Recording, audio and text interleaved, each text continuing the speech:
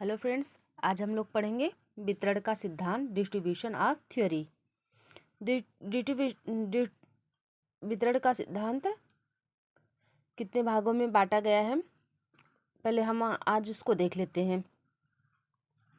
लगान का सिद्धांत, थ्योरी ऑफ रेंट, रिकार्डो का लगान सिद्धांत, रिकार्डो थ्योरी ऑफ रेंट, फिर मॉडर्न थ्योरी ऑफ रेंट, मतलब आधुनिक लगान सिद्धांत, दुर्लभता या सीमितता का सिद्धांत, भेदभाव लगान और आभासी लगान। मजदूरी का सिद्धांत, थ्योरी ऑफ वेजेस, ब्याज का सिद्धांत, थ्योरी ऑफ इंटरेस्ट, लाभ का सिद्धांत, थ्योरी ऑफ प्रॉफिट, शुम्पीटर का नवप्रवर्तक का सिद्धांत, अनिश्चितता का सिद्धांत और गत्यात्मक परिवर्तन का सिद्धांत।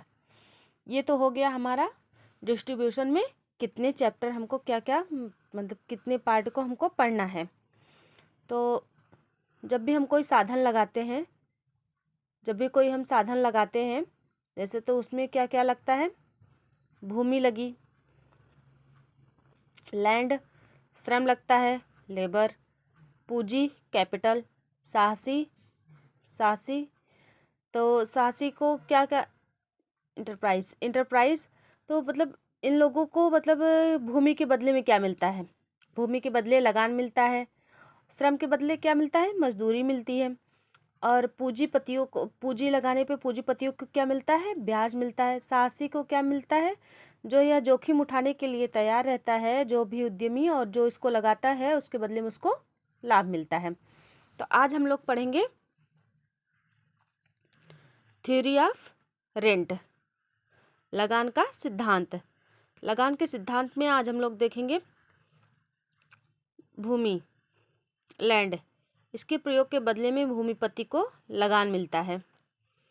तो जो भी भूमिपति रहेगा तो उसके बदले में उसको रेंट मतलब लगान क्या मिलता है, इसी को आज हम लोग डिस्ट्रीब्यूशन में देखेंगे।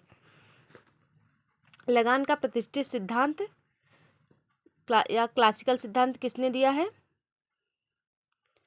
डेविस रिकार्डो ने। सर्वप्रथम लगान का विस्तृत व वैज्ञानिक व्याख्या किसने किया है, डेविस रिकार्डो ने। लगान भूमि का उपज का वह भाग है जो भूमिपति को भूमि की मौलिक एवं अविनाशी शक्तियों के प्रयोग के बदले में दिया जाता है। लगान वह है जो भूमिपति होते हैं, जो अपने उस पे भूमि पे जो कार्य करते हैं, जो उसको उपजाऊ कृषि करते हैं, उसके बदले में उनको मौलिक एवं अविनाशी जो न खत्म होने वाली शक्तियों के बदले में जो उनको दिया जाता है, वही लगान है। वह शक्ति जिसे उर्वरा शक्तियों में अंतर पाया जाता है। रिकार्डो ने लगान के दो प्रकार से विश्लेषित किया है। रिकार्डो ने लगान को दो प्रकार से बताया है, एक भेदात्मक लगान, दूसरा दुर्लभ लगान। भेदात्मक लगान वह है जैसे कि हम कहीं की भूमि अधिक उपजाऊ है तो वहाँ से अधिक हमें लगान मिलता है, कहीं की भूमि कम उपजाऊ है वहाँ से कम हमें लगान मिलता है। और दुर्लभ मतलब एक समय ऐसा आता है कि जहाँ से हम लोग खेती पे, जैसे कि जहाँ पे ज़मीन पे, वहाँ पे अगर हम लोग खेती करते करते वहाँ के उपजाऊपन ख़त्म हो जाता है, तो ख़त्म होने के बाद में जब हम वहाँ पे हमें कृषि करने के योग्य भूमि नहीं मिलती है, फिर हम और जो पहले से छोड़ के रखे रहते हैं उस पे हम जब अपना खेती करते हैं तो उसी को हम दुर्लभ लगान कहते हैं। पहले हम लोग अब जान लेंगे लगान की विशेषता। भूमि पूर्ति स्थिर होती है। भूमि पूर्ति क्या होती है, न ही भूमि को हम बढ़ा सकते हैं न घटा सकते हैं, इसलिए भूमि पूर्ति स्थिर होती है। भूमि के वैकल्पिक प्रयोग को शून्य मानते हैं। भूमि के वैकल्पिक प्रयोग मतलब भूमि के बदले में और कोई भी चीज़ हम उपजाने के लिए प्रयोग नहीं कर सकते, इसलिए उसको हम शून्य मानते हैं। भूमि की उर्वरा शक्ति भिन्नता पाई जाती है।